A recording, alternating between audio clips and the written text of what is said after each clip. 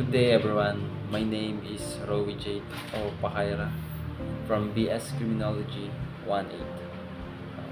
I'm here to present our brochure entitled of Know Your Rights, Human Rights in the Philippines. So, before lang ako mag-start, gusto ko lang kayo magkaroon ng onting knowledge about sa brochure namin. So, yung brochure na to, simple lang naman yung layunin namin.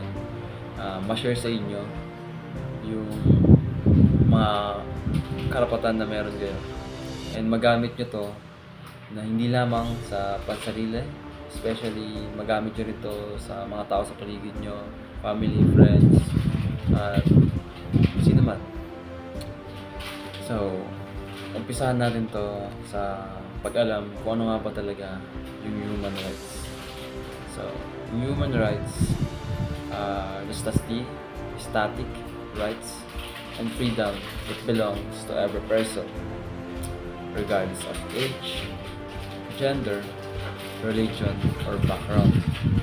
So, yun kasi na yung simulat sa pool pa lang, meron na tayong batas o meron tayong karapatan bilang tao. And hindi siya bigay sa atin o hindi na siya pribilehiyo natin. Ito yung mga karapatan na simulan sa pool pa lang na pag dilat natin ay meron na tayo. Ito na naman yung mga example ng mga karapatan na meron tayo. Unang-una ay right to life. May karapatan tayong mabuhay at magkaroon ng seguridad para sa mga masamang tao. And right to education, karapatan natin na magkaroon ng wastong edukasyon kahit anumang kalagayan natin sa buhay, mahirap man o mayaman. And freedom of expression, meron din tayong karapatan na ipahayag yung kung ano mang gusto natin o yung damdamin natin, siyempre nang may respeto sa iba. And right to a fair trial, isa rin sa mga karapatan natin na magkaroon tayo ng fair na treatment sa justice o sa proseso ng batas. And freedom of religion, karapatan din natin na mamili siyempre ng relihiyon na paniniwalaan natin at isa sa buhay. And right to privacy, isa rin sa mga karapatan natin ay yung magkaroon tayo ng personal na protektahan yung personal na impormasyon natin. And freedom of discrimination, isa rin sa mga karapatan natin yung ma-avoid na ma-discriminate tayo o magkaroon ng unfair treatment sa atin yung mga tao. So, ayun lang naman yung mga halimbawa ng mga karapatan na meron tayo. Collection lang, hindi yan lahat ng karapatan na meron tayo. Meron pang mga iilan na hindi nasama dyan.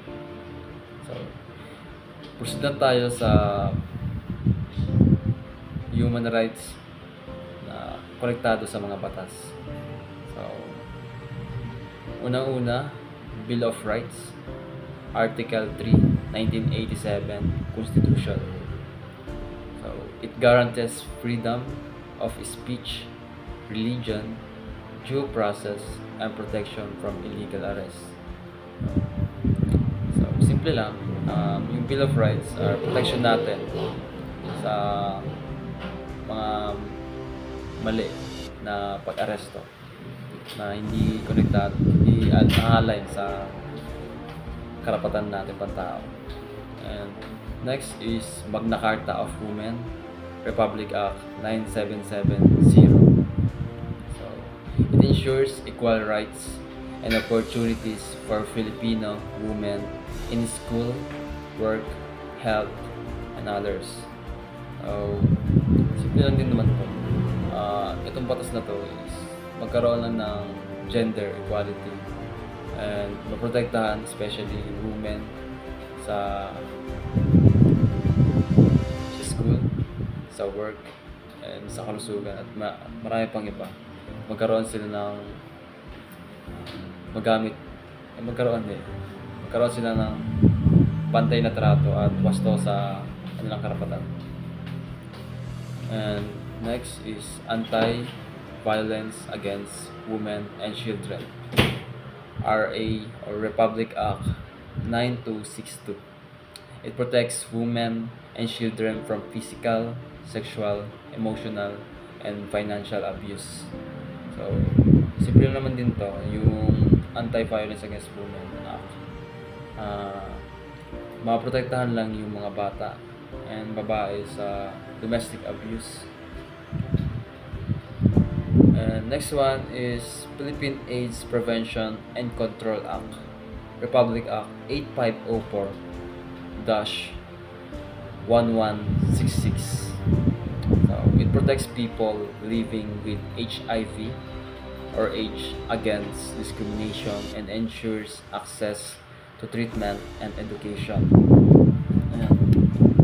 Itong batas na to, mostly sa talaga siya center sa pagproteksyon sa mga pasyente na meron ng sakit ng HIV or AIDS.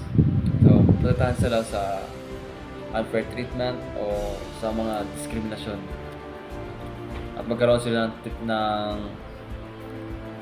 proper education. And again, meron din tayo para sa mga taong mga hindi nakakaalam.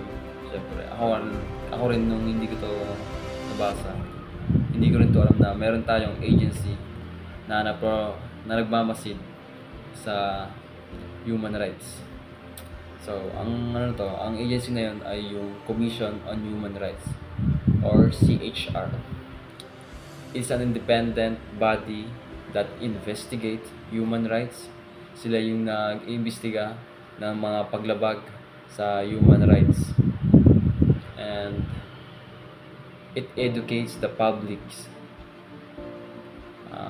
Ito rin yung mga nagbibigay ng awareness or ng tamang edukasyon o knowledge sa mga tao patungkol sa karapatan na meron sila.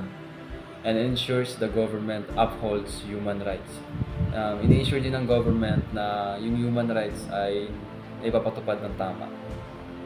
So, ito na naman yung next one, and that's take action. So, bilang isang tao na merong alam sa human rights, ito yung mga pwede natin gawin para magamit natin ang tama yung mga karapatan na meron tayo. So, be a human rights defender. Paano nga ba ang be a human rights defender? Bilang isa sa mga tao na nagkaroon na ng knowledge o isa ka sa mga tao na may knowledge na about sa mga human rights na meron ka, pwede mong i-defend yung sarili mo kung sakaling nakatapakan na yung karapatan mo. And hindi lang sa sarili mo rin, pwede mo rin i-defend yung ibang tao na tingin mo na abuse sila yung karapatan nila. And next one is educate yourself and others. Gaya sabi ko, yung layunin namin is magkaroon kayo ng knowledge and para sa human rights na malaman nyo kung paano gamitin. So, bilang isa sa mga tao na meron ka ng alam sa human rights, pwede mo i-share to sa family, friends, or sa mga classmates mo, or any people. Pwede ka magkaroon ng conference, o kahit simpleng pag-uusap lang about sa human rights na meron sila, nang malaman nila na meron silang karapatan na ganito. And thus is speak out against abuse, support, and victims report violations. So, mag-speak out ka against sa mga abuse. Nakikita mo na pag-abuso sa karapatan na meron sa'yo at sa ibang tao.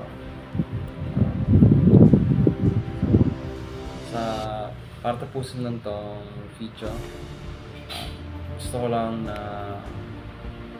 paalala sa inyo na itong paggawa namin ng brochure ay hindi lang isang parang proyekto ito rin ay para ipaalam sa inyo yung mga karapatan na meron sa inyo at supported naman yun ng mga batas na meron tayo sa Pilipinas.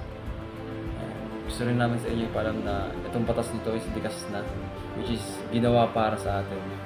Walang exempted, mayaman ka man o mahirap, meron kang taglay na ganito na karapatan. And gusto ko rin na magkaroon ng i-promote na gamitin nyo to, yung knowledge na to, hindi lang para sa sarili natin kundi para sa ibang tao, para magkaroon ng protection and mapalago na rin yung bawat Pilipino. Ayun lang naman. And gusto ko lang doon na natatapos yung presentation namin. Gusto ko na ipakilala yung mga kagrupo ko. Si Neil Kinding, yung nag-edit ng magandang brochure namin. Siya yung nag-present ng mga designs, mga visuals, and nag-create ng mga basta magandang brochure.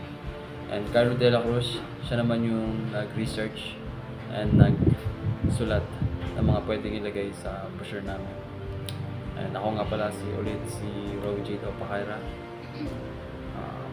Dito na po nagtatapos ang pagpapresent na brochure namin. Salamat po.